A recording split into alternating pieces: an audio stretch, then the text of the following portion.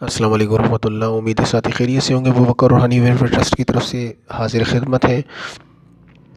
ایک سوال آیا کہ محبت اور عداوت کے اعمال کیا اتنے ہی پرتاثیر ہیں جتنی اس کی ایڈورٹائز کی جاتی ہے؟ تو میں تو اس چیز کا یقین اور وثوق کے ساتھ کہہ سکتا ہوں کہ جتنا بتایا جاتا ہے یہ اس سے کہیں زیادہ پرتاثیر ہوتے ہیں۔ یعنی الحمدللہ چونکہ میری فیلڈ ہی حب اور عداوت، زبان بندی اور ان چیزوں کی ہے، جادو جنات بھی ہیں، لیکن زیادہ تر میرا جو ہے حب اور عداوت اور زبان بندی میں ہی کام چل رہا ہے۔ کافی اس کا الحمدللہ اللہ پاک نے کھولی ہوئی ہے حقیقت۔ لیکن ایک چیز جو سمجھنے کی ہے وہ ہے شریعت۔ کیا شریعت میں یہ چیز جائز ہے اس کیس کے لیے؟ تو ہر بندے کا، جس طرح ایک ماہر اسپیشلسٹ ہوتا ہے، وہ ہر بندے کا کیس اسٹڈی کرتا ہے کہ کیا اس کی آنکھ کے آپریشن میرے لیے ضروری ہے یا نہیں ہے، کہ خواہ مخواہ کسی کو لٹا کے اور اس کی آنکھ کاٹ دے بندہ اور لینس ڈال دے، حالانکہ اس کو ضرورت ہی نہیں تھی، اینک لگاتے تو کام ہو جاتا۔ تو اصل یہ ہے کہ خدا خوفی جب تک عامل میں نہیں ہوگی وہ کبھی بھی کامل نہیں بن سکتا۔ بے شک اس کی ظاہری شکل شباہت اور اس کی حیثیت، اس کی حرکات آپ کو بہت اچھی لگیں، بہت آپ کہیں کہ صاحب شریعت ہے، لیکن جب تک آپ کا باطن صاف نہیں ہے آپ کامل نہیں ہو سکتے۔ جب تک آپ یہ نہیں دیکھتے کہ اگر میں کسی خاتون کے لیے کسی کا حب کا عمل کر رہا ہوں تو اگر وہ خاتون عادی راضی نہیں ہے تو آپ کسی کے لیے کیسے کر سکتے ہیں؟ آپ سوچیں کہ میری اگر اولاد ہو تو اور وہ کسی کے لیے، کوئی اس کے لیے حب کا عمل کرے اس طرح سے، تو کیا میں اس کو جائز سمجھوں گا؟ تو یہاں پہ ہم نے آ کے کسی متبع شریعت جو عملی طور پہ شریعت کو فالو کرتا ہو ایسے مفتی سے رابطہ رکھنا ہے۔ ایک عامل کے لیے ضروری ہے کہ کسی بھی ایسے عامل کے ساتھ رابطہ میں رہے، مفتی کے ساتھ رابطے میں رہے جو اللہ سے ڈرنے والا ہو، جو پیسوں کو دیکھ کے فتوے نہ دے، جو آپ کے عہدے کو دیکھ کے، آپ کے کام کو دیکھ کے فتوے نہ دے، اللہ کو دیکھ کے فتوے دے، جو آپ کو بتا دے کہ یہ چیز آپ کے لیے جائز ہے، یہ ناجائز ہے، یہ حرام ہے، یہ حلال ہے، پھر آپ جا کے اس کام کو کریں تو اس میں اللہ پاک خیر اتنی فرما دیتے ہیں الحمدللہ کہ یہاں تک میں نے دیکھا کہ ہم نے تعویذات لکھے اور لکھنے کے بعد ابھی نہ اس کو دم کیا، نہ اس میں کوئی پڑھائی کی، نہ اس کی کوئی اور جو لوازمات تھے وہ پورے کیے، بھیجنا تو بہت دور کی بات، کام یہیں سے ہو گیا۔ وہ یہی ہوتی ہے چیز کہ جب ایک لڑکی ہے ایک لڑکا ہے، ان دونوں کی نیتیں آپس میں صاف ہیں، عامل کی بھی نیت صاف ہے، وہ بھی کوئی جس کو کہتے ہیں بدنیتی نہیں ہے، کوئی دھوکہ نہیں دے رہا، تو اللہ پاک نیتوں پہ فیصلے کرتے ہیں۔ جب آپ کا رزق بھی حلال ہے، آپ کا کام بھی جائز ہے، اور آپ ایک با اعتبار اور با معتبر مفتی کے فتوے کے اندر رہتے ہوئے وہ کام کر کے دیتے ہیں، تو وہ چیز آپ کے لیے معتبر ہو جاتی ہے۔ بے شک کچھ دنوں بعد ہو جائے، ضروری نہیں ہے، نعوذ باللہ کوئی خدا تو نہیں ہوتے عامل کہ آپ یہ کہیں کہ ہر کیس ہی آپ کا 3 دن کے اندر ہوگا، 72 گھنٹے کے اندر ہوگا۔ میں نے الحمدللہ یہاں تک دیکھا کہ 72 گھنٹے 72 منٹ تو بہت دور، 72 سیکنڈوں میں بھی کام ہوا، لیکن اصل میں اللہ کا امر ہوتا ہے۔ جب اللہ کا امر ان چیزوں کے ساتھ مل جاتا ہے، عامل کی ریاضتوں کے ساتھ، عامل کی محنتوں کے ساتھ، تو پھر وہ چیز جو ہوتی ہے وہ سیکنڈوں اور منٹوں کی محتاج نہیں ہوتی۔ تو یہ چیز سمجھنا، سیکھنا اور اس کو پہچاننا کہ میں 72 گھنٹے میں یہ عمل کر سکتا ہوں، یہ خدائی دعویٰ ہے۔ ہمارے استاد محترم اللہ پاک ان کے جان مال اور وقت میں برکتیں عطا فرمایا کرتے تھے کہ ان کے مطلب میں ہی لکھا ہوا تھا جہاں پہ ان کی علاج گاہ تھی کہ نہ دعویٰ نہ وعدہ، تو یہ چیزیں خدائی ہیں، یہ دعویٰ کرنا، وعدہ کرنا۔ ہاں ایک چیز یہ ہے کہ اللہ کے حکم سے انشاءاللہ العزیز مجھے اپنے کام پہ اتنا یقین ہو کہ میں کر کے دوں گا، لیکن اللہ کا حکم نہیں ہوگا تو پھر یہ ہے کہ آپ الٹے بھی لٹک جائیں تب بھی کام نہیں ہوتا۔ تو اس چیز کو عمل کرنی۔ ہاں ایک چیز جو ہے وہ عامل کے لیے بہت ضروری ہے کہ وہ محنت کے ساتھ، ایمانداری کے ساتھ کسی بھی کلائنٹ کا کام لے۔ بالکل ایسے ہی جیسے ایک اسپیشلسٹ ڈاکٹر ہوتا ہے، اسپیشلسٹ ڈاکٹر تو یہاں تک لکھوا دیتے ہیں کہ آپ اگر آپ کا مریض مر جاتا ہے آپریشن کے دوران یا اس کو کوئی نقصان ہو جاتا ہے، اس کی ذمہ داری بھی مجھ پہ نہیں۔ بالکل عامل کا بھی کام ایسا ہی ہے، کیونکہ وہ ایمانداری کے ساتھ اپنا کام کر رہا ہوتا ہے، اور اگر آپ کسی کویک سے یا کسی عطائی ڈاکٹر سے یہ کام کرواتے ہیں اور وہ مر جاتا ہے تو وہ اس کے ذمہ ہے اس کی موت۔ تو یہ ہے فرق دونوں میں.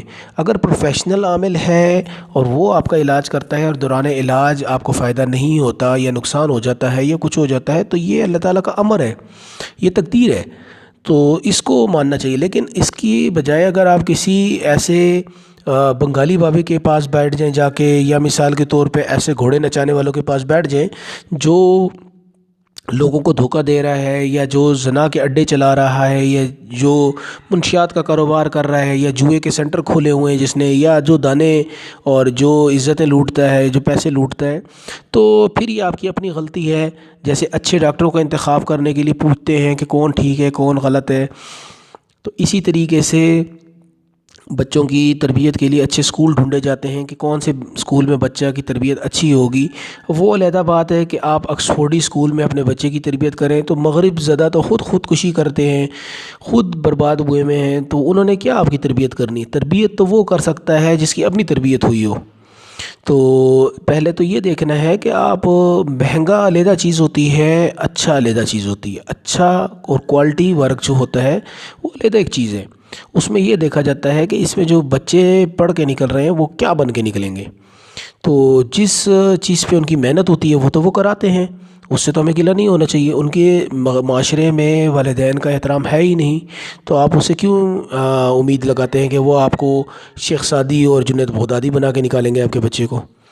تو اسی وجہ سے یہی ہوتا ہے کہ آپ جتنے بھی پوش علاقوں کے لوگ دیکھ لیں جہاں پہ میرا اکثر جانا ہوتا ہے، وہ اکثر بڈھا اور بڈھی جو ہوتے ہیں بیٹھے ہوتے ہیں، باقی بچے کوئی بحرین، کوئی قطر، کوئی دبئی، تو وہاں سے اسکائپ پہ یا واٹس ایپ پہ باتیں ہوتی ہیں، بس باقی کچھ بھی نہیں ہوتا. وہ دونوں ایک دوسرے کو صبح سویرے اٹھ کے دیکھتے رہتے ہیں، شام کو کھانستے ہیں، تو کوئی کسی کے گردے کا بیماری ہے، کسی کو کچھ مسئلہ ہے، بیٹھ کے روتے رہتے ہیں دونوں ایک دوسرے کو کہ کیا اولاد ہم نے پیدا کی ہے کہ جناب سب چھوڑ کے چلے گئے. اور ان کے نوکر ان کے جناب وہ لے کے ان کو لے کے جاتے ہیں، اور ان کا کھانا پینا جتنا ہوتا ہے وہ نوکر کھا رہے ہوتے ہیں، مزے کر رہے ہوتے ہیں.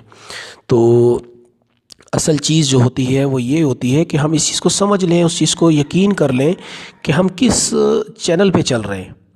تو سب سے بڑی بات یہی ہوتی ہے کہ آپ کو یہ پتہ ہونا چاہیے کہ میں نے کروانا کیا ہے، کرنا کس نے ہے، کون ہے، اور کس چیز کے لیے کرنا ہے. تو جائز اور ناجائز جب تک نہیں ہوگا کسی کام میں، اسی وجہ سے آج ہماری حالت بری ہے کہ ہم صدقات بھی دیتے ہیں، زکوٰۃیں بھی دیتے ہیں، خیرات بھی کرتے ہیں، لیکن جائز کمائی نہیں ہوتی. اس کی مثال ایسی ہے جیسے گائے کے پیشاب سے آپ اپنے کپڑے دھونا شروع کر دو. تو بہت چیریٹیاں کرو، بہت کچھ کرو، لوگوں کی زمینیں لوٹ کے پورے شہر بنا لو، اور اس کے بعد دسترخوان لگا کے جناب لوگوں کو کھانا کھلاؤ. تو حق تو وہی معاف کرے گا جس کی زمین کھائی ہے نا، وہ تو نہیں معاف کرے گا آپ کو کہ جو اس نے آپ کو، جس کو کھانا کھلا رہے ہیں آپ. تو اصل چیز یہی ہوتی ہے کہ اگر آپ جائز اور ناجائز پہ آ جائیں، حرام اور حلال پہ آ جائیں، تو حب و عداوت بہت زبردست عمل ہے. اور اس میں فیوچر بھی ہے، اس میں جس کو کہتے ہیں ایڈونچر بھی ہے. لیکن مسئلہ یہی ہے کہ اگر آپ ایک رات میں عامل بننا چاہتے ہیں تو وہ کوئی ایسا فارمولہ نہیں ایجاد ہوا کہ ایک رات میں آپ کو عامل بنائے. عملیات کے بارے میں سب سے زیادہ جو بربادی ہے وہ یہی ہے کہ عامل بننے کے شوق ہوتا ہے، شاگردی کرتے ہیں، فیس بھی جمع کر دیتے ہیں، لیکن جب ان کو ریاست کے لیے بٹھایا جاتا ہے تو پھر جی وہ کوئی کہتا ہے کہ میں نے بیڈ پہ بیٹھ کے چلہ کرنا ہے، کوئی کہتا ہے بیوی کو گود پہ بٹھا کے چلہ کرنا ہے، اور کوئی کہتا ہے کہ جناب میں نے لحاف کے اندر بیٹھ کے چلہ کرنا ہے. تو ایسا بندہ جو ریاضتیں نہیں کر سکتا، جو مشقتیں نہیں کر سکتا، اس میں تو بڑی سخت پابندیاں ہیں. یعنی یہاں تک کہ اگر آپ کا پرہیزی چل رہا ہے تو آپ بیوی سے بھی دور رہیں گے، سب کچھ منع رہے گا آپ کا، ٹھیک ہے نا. کھانے پینے میں یہاں تک کہ قہوہ تک پیا جاتا ہے پورے 40 دن.